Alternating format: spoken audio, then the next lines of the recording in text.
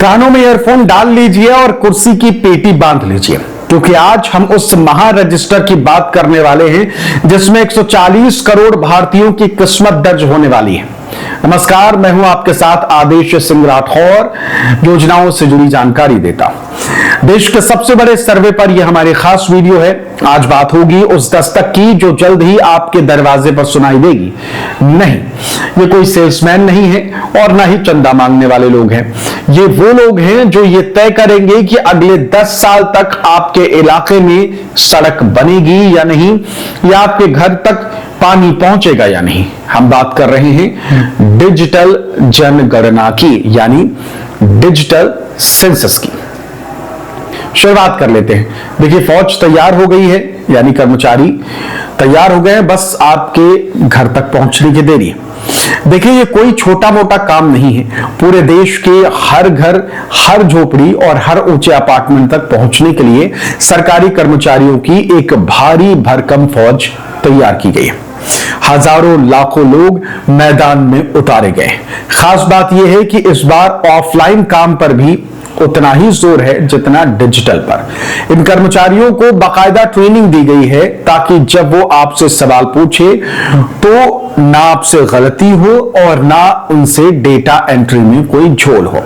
अधिकारियों की एक छोटी सी सलाह है, अगर आप चाहते हैं कि आपका और उनका समय बचे तो खुद ही ऑनलाइन फॉर्म भर दीजिए। इससे डेटा भी एकदम सटीक रहेगा और आपको बार बार सवाल जवाब के चक्कर इसमें नहीं पड़ना होगा। वीडियो लास्ट में आपको मिल जाएगा कैसे भरना है आपको फॉर्म।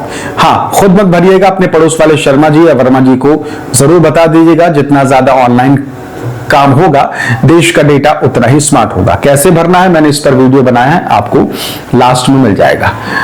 सिर्फ सिर नहीं गिने जाएंगे, हालचाल भी पूछा जाएगा। पुरानी जनगणना में क्या होता था, नाम, उम्र, जेंडर, बस। लेकिन इस बार मामला थोड़ा डिटेल में है। इस बार सिर्फ लोगों की गिनती नहीं होगी, बल्कि यह देखा जाएगा कि एक आम भारतीय जी कैसे रहा है। आपके सामने करीब 30 से ज्यादा सवालों की बौछार होगी, जैसे आपका घर कैसा है, छत टपकती तो नहीं, किचन में एलपीजी सिलेंडर है या अभी भी चूल्हे पर धुआं आप सह रहे हैं, पीने का पानी घर के अंदर आता है या मोहल्ले के नल पर, लाइन लगानी पड़ती है या फिर आपके घर तक पहुंच जाता है। गलत जानकारी दी तो क्या हो सकता है, आगे बताएंगे। घर में इंटरनेट है, कार है या साइकिल, यहां तक कि आपके खाने पीने की आदतों तक का ब्यौरा लिया जा सकता है। ये सब इसलिए नहीं है कि सरकार को आपकी प्राइवेसी में ताक-झांक करनी है, ये इसलिए है ताकि जब अगली बार कल्याणकारी योजना बने तो सरकार को पता हो कि कितने घरों को फ्री गैस कनेक्शन की जरूरत है और कहां इंटरनेट की केबल आपको बिछानी है। तो आपके फायदे के लिए ही है।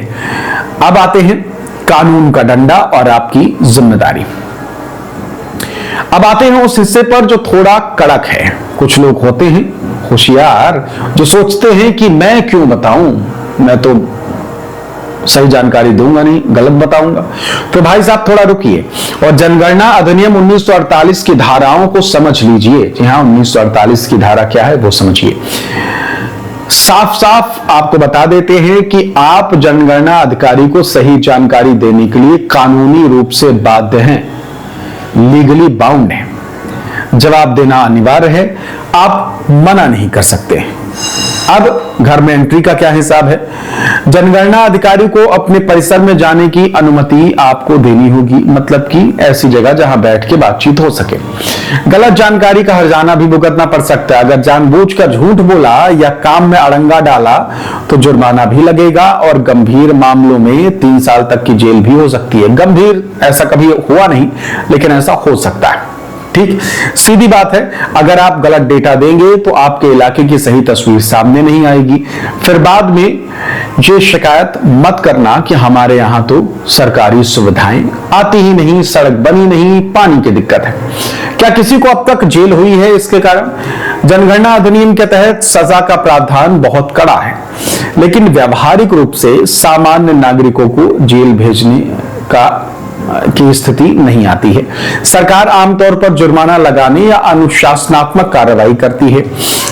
और ये सरकारी कर्मचारियों के लिए पर ध्यान केंद्रित करती है।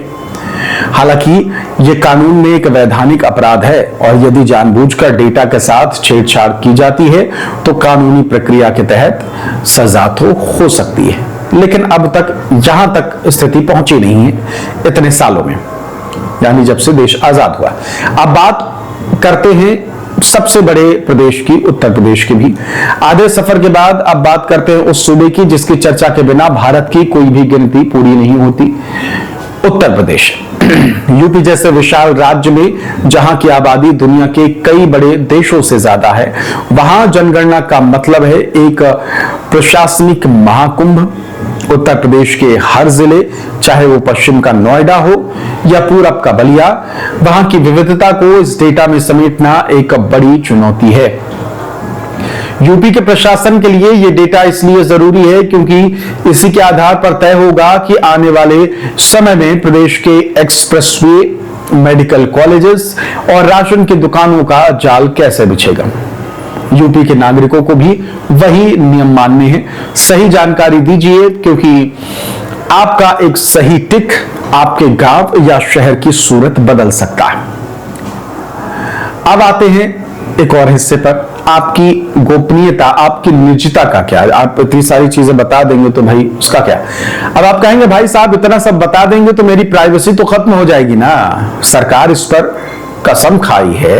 अधिसूचना कहती है कि आपकी जानकारी पूरी तरह सीक्रेट रखी जाएगी, गोपनीय रहेगी। ये डेटा किसी भी कोर्ट में आपके खिलाफ सबूत के तौर पर इस्तेमाल नहीं हो सकता है।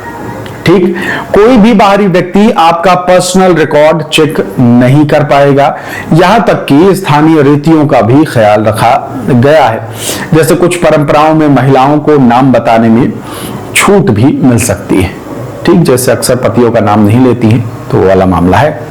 तो लब्बुलुआब ये है कि जनगणना सिर्फ आंकड़ों का खेल नहीं है, ये देश के विकास का ब्लूप्रिंट है। जब अगली बार आपके दरवाजे पर कोई सरकारी कर्मचारी फाइल लेकर खड़ा हो या फिर टैबलेट लिए हो, मोबाइल लिए हो, तो उसे दुश्मन मत समझिए।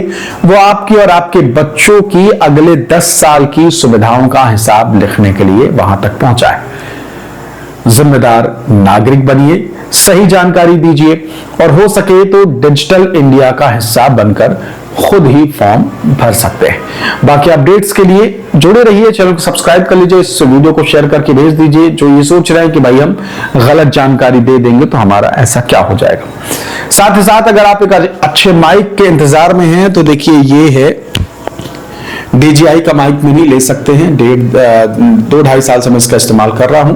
आवाज क्वालिटी बढ़िया है और साथ ही साथ बैटरी बैकअप भी सॉलिड है। नीचे लिंक दे दिया, एक बार क्लिक करके जरूर चेक कर लीजिएगा। दाम तो देख ही लीजिएगा। पहले जब मैंने लिया था आज से 2 साल पहले, तब इसका दाम जितना था उसका आधे से भी कम आज हो गया।